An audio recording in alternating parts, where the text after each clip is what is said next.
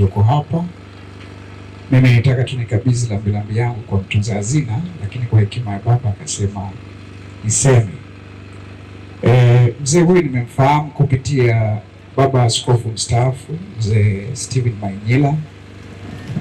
Pale nyumbani kwake mara kwa mara mzee alikuwa akifika, na mimi nilikuwa kipindi hicho mshirika wa baba askofu, kwa hiyo nikawa nimemfahamu kwa namna hiyo. Lakini pia kupitia historia ya kanisa letu la TAG, yeye ni mmoja kati ya walioandikwa kwenye historia ya kanisa.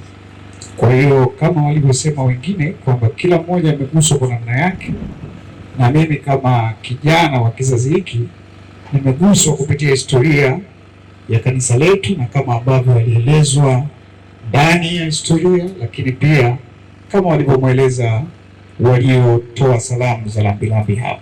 Baada ya kusema hayo, nashukuru sana, naomba na mimi nikabidhi rambirambi yangu. Asante.